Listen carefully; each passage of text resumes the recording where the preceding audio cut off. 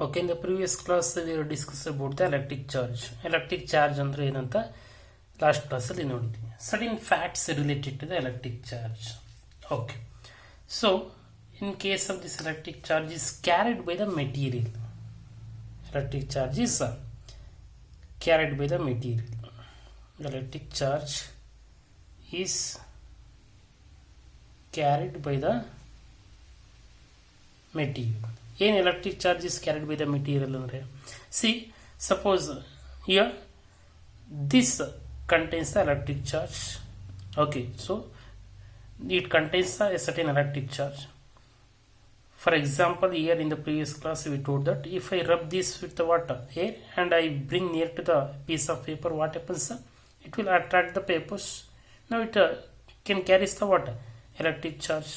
ಅದನ್ನು ನಾವು electric charge carry ಮಾಡುತ್ತೆ ಅಂತ ಹೇಳ್ಬೋದು. So the material will carry the electric charge. You can take any material, ಯಾವುದೇ ಮೆಟೀರಿಯಲ್ ತಗೊಂಡು so that can carry the what electric charge. ಅದು electric ಚಾರ್ಜ್ನ ಕ್ಯಾರಿ ಮಾಡುತ್ತೆ ಅಂತ first. Second is electric link. Electric link ಏನಿದೆ electric link ಅಂದರೆ, or we can also say electrostatic link ಅಂತ ಕರಿತೀವಿ. Electrostatic link. What is this electrostatic link? For example, see, if I wrote certain thing on the paper, it is stick to the water.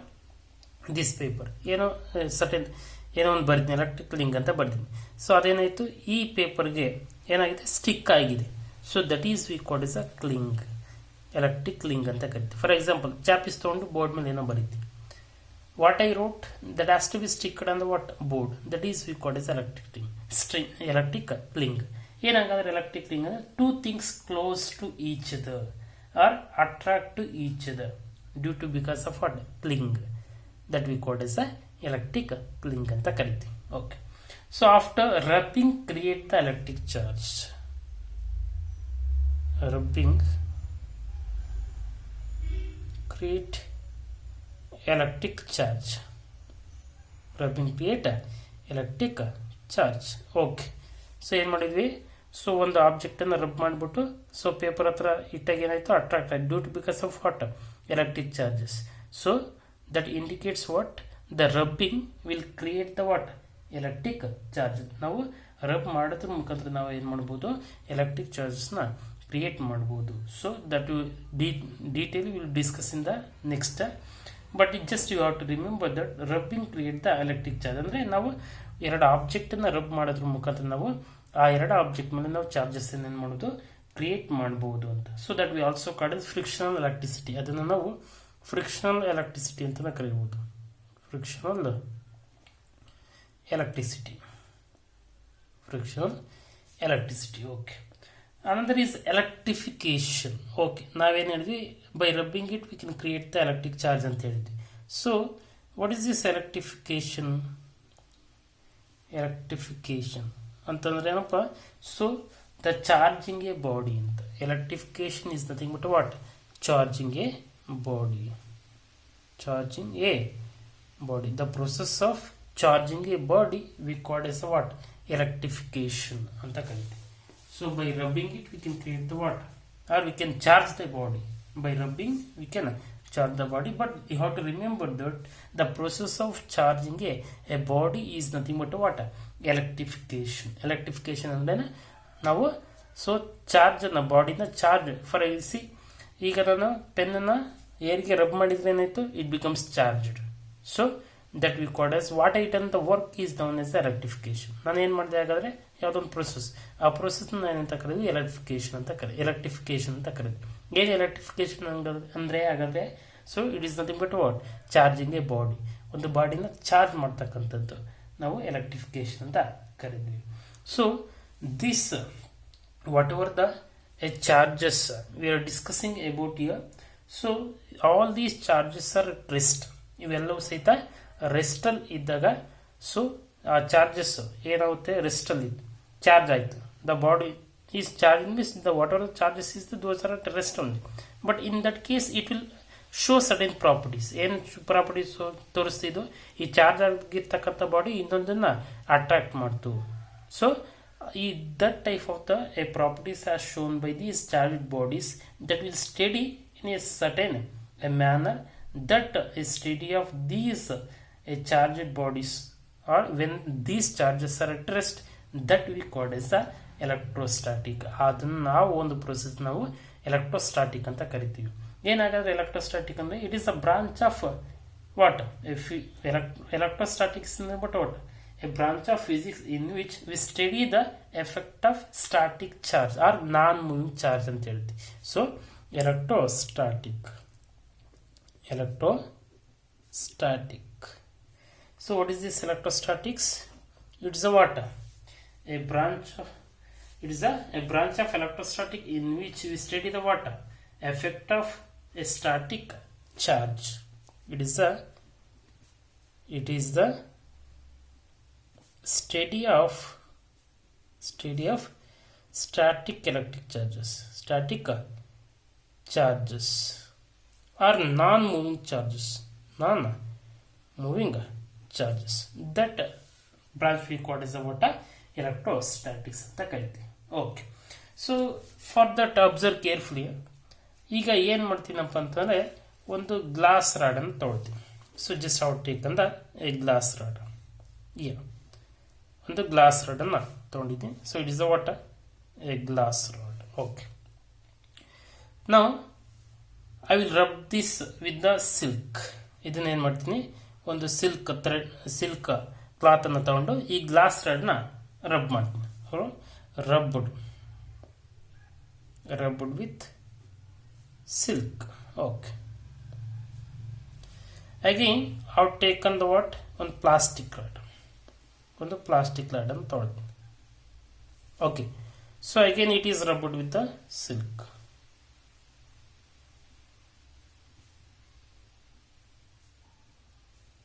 Okay, ಏನು ಮಾಡಿದ್ದೀನಿ?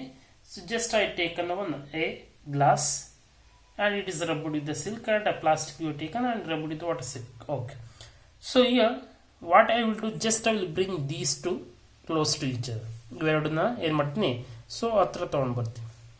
So when I bring close to each other, in that case what happens, there is some what attraction takes place in between those two. ಏನಾಯ್ತು, ಈ glass rod ಮತ್ತು plastic rod is attracted. Now it becomes like this. Just I take one thread, I hold like this. Okay, ಏನು ಮಾಡಿದೆ, thread ತೊಗೊಂಡು ಇಲ್ಲಿ ಏನು ಮಾಡಿದೆ, ಇಲ್ಲಿ ಟ್ಯಾಗ್ ಮಾಡಿದೆ. ಸೊ ಅವೆರಡು ಏನಾಯಿತು, ಅಟ್ರಾಕ್ಟ್ ಆಯಿತು. Like this those will comes close to each other. So it shows the attractive property. I said by observing this, I said that electric charges is attract. Okay, so ಈ ಒಂದು experiment ಇದ್ದ ನಾನೇನು ಅಂದ್ಕೊಂಡೆ, so ಈ ಒಂದು observation ನೋಡಿ electric charges attract ಆಗುತ್ತೆ ಅಂತ ಅಂದ್ಕೊಂಡೆ. So by observing these I note that electric charges are attract. Electric charge is attract. Okay, so ಏನಂದ್ರೆ ಎಲೆಕ್ಟ್ರಿಕ್ ಚಾರ್ಜು ಅಟ್ರಾಕ್ಟ್ ಆಗುತ್ತೆ ಅಂತ ಅಂದ್ಕೊಂಡೆ. But I will not stop with the experiment. So ಏನು ಮಾಡ್ತೀನಿ next, again I take and a glass rod, ಮತ್ತು ಅದು charge ಆಗಿರ್ತಕ್ಕಂಥ ಒಂದು ಗ್ಲಾಸ್ ರಾಡನ್ನು ತೊಗೊಂಡಿದ್ದೀನಿ. Again take and another glass rod, ಇನ್ನೊಂದು ಚಾರ್ಜ್ ಆಗಿರ್ತಕ್ಕಂಥ ಗ್ಲಾಸ್ ರಾಡನ್ನು ತೊಗೊಂಡಿದ್ದೀನಿ. Glass, it is also what? Glass, it is charge ಆಗಿದೆ. ಇದು ಸಹಿತ ಚಾರ್ಜ್ ಆಗಿದೆ. Both glass rods are charge. Now I will bring close to each other. ಏನು ಮಾಡ್ತೀನಿ, ಅವೆರಡನ್ನು ಮತ್ತೆ ಹತ್ರ ತೊಗೊಂಡ್ಬರ್ತೀನಿ. In that case what I observe that those will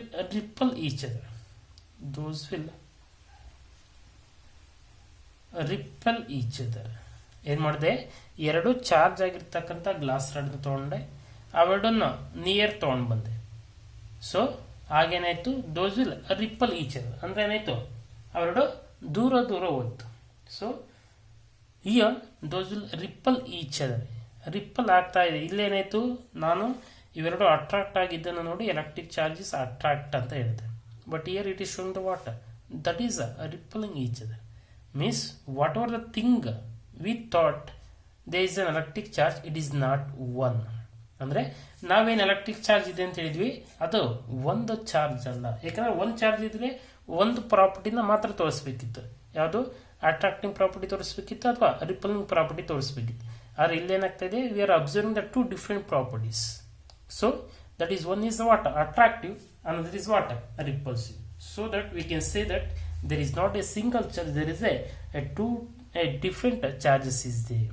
So ಏನು ಒಂದು ಚಾರ್ಜ್ ಇಲ್ಲ, ಏನಾಗಿದೆ ಡಿಫ್ರೆಂಟ್ ಚಾರ್ಜಸ್ ಇದೆ. ಸೊ ಆ ಒಂದು ಚಾರ್ಜಸ್ ಅನ್ನ ಬೇಸಿಕಲಿ ನಾವು ಗ್ಲಾಸ್ ಮತ್ತು ಪ್ಲಾಸ್ಟಿಕ್ ಅನ್ನ ನೋಡಿ ಏನು ಅಬ್ಸರ್ವ್ ಮಾಡಿದ್ವಿ ಇಲ್ಲಿ, the similar charges.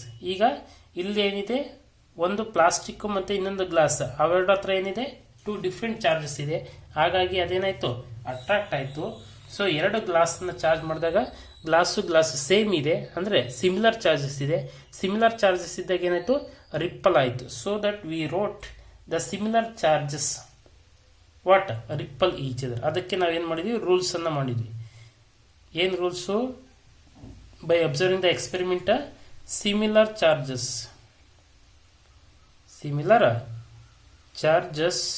What ripple each other ಅಂತ ಹೇಳಿದ್ವಿ. ನೆಕ್ಸ್ಟ್ ಒಂದು ಗ್ಲಾಸ್ ಇನ್ನೊಂದು ಪ್ಲಾಸ್ಟಿಕ್ ಅಂದರೆ ಎರಡು ಡಿಫ್ರೆಂಟ್ ಇದೆ. So different charges are opposite charges what attract each other ಅಂದರೆ ಬೇರೆ ಬೇರೆ ಚಾರ್ಜಸ್, ಆಪೋಸಿಟ್ ಚಾರ್ಜಸ್ಸು ಅಟ್ರಾಕ್ಟ್ ಆಗುತ್ತೆ, ಸಿಮಿಲರ್ ಚಾರ್ಜಸ್ಸು ರಿಪೆಲ್ ಆಗುತ್ತೆ. So you have to give the name for that. ಅದಕ್ಕೆ ನೇಮನ್ನು ಕೊಡಬೇಕು. ಏನು ನೇಮನ್ನು ಕೊಡಬೇಕು ನಾವು? So we are given the name positive and negative. So the name of the charges ಏನು ನೇಮ್ ಅಂತ ಕೊಡಬೇಕಲ್ವಾ? ಈ Benjamin Franklin. So Benjamin Franklin, ಈ ಬೆಂಜಮಿನ್ ಫ್ರಾಂಕ್ಲಿನ್ ಅಂತಕ್ಕಂಥನು ಸೊ ನೇಮನ್ನು ಕೊಡ್ತಾ, ಏನಂತ ಕೊಟ್ಟ name? So positive and negative ಅಂತ. So positive and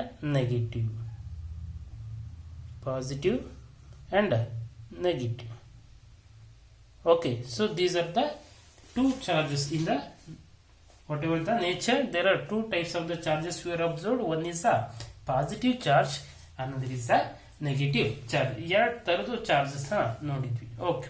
so is given by the what? The name of the charges is given by the what? Benjamin Franklin. It's a very strange thing. Why we are given this positive and negative? Okay, positive charge, negative charge. ಎರಡು charge ಇದೆ, ಅದರಲ್ಲಿ positive ಒಂದು, negative ಒಂದು. Positive charge ಏನಾಯ್ತು ಅಂದರೆ same charges ಅಥವಾ similar charges ಇದು what repel each other. Opposite charges are what attract each other ಅಂತ ಹೇಳಿದ್ವಿ.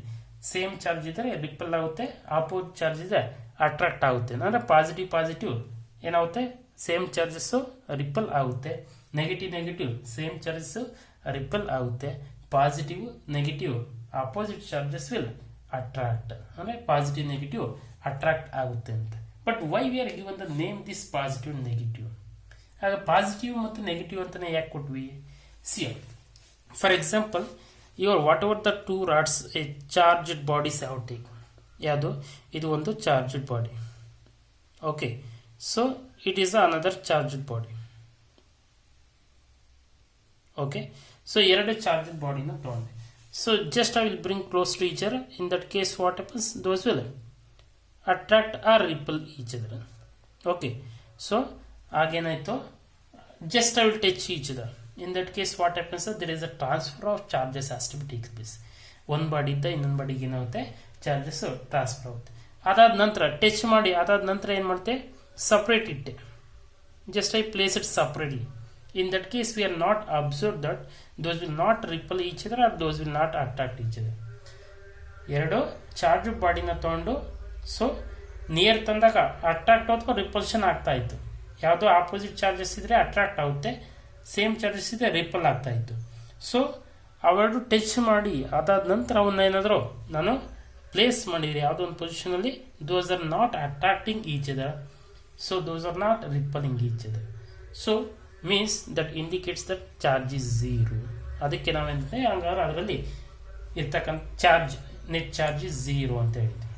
So why the net charge is zero? Why it has to be takes place, that you see in the next classes. So just you have to remember here the two charges, one is a positive charge and another is a negative charges. Two similar charges will repel each other and two opposite charges will attract each other, and the material can carry the what charge. ಯಾವುದೇ ಒಂದು material charge ಅನ್ನ carry ಮಾಡುತ್ತೆ, and we can create the charge by rubbing. ನಾವು rub ಮಾಡೋದ್ರ ಮುಖಾಂತರ charges ನ ಅದ್ರ ಮೇಲೆ ಕ್ರಿಯೇಟ್ ಮಾಡಬಹುದು. And the cling, electrostatic cling ಅಂತಂದ್ರೆ ಏನು, the two things will comes close to each other and those will attract. So example, the letters is stick to the what board due to because of the electrostatic cling ಅಂತ ಹೇಳ್ಬೋದು. So electrostatics ಅಂದ್ರೆ ಏನು, it is a study of what static electric charges.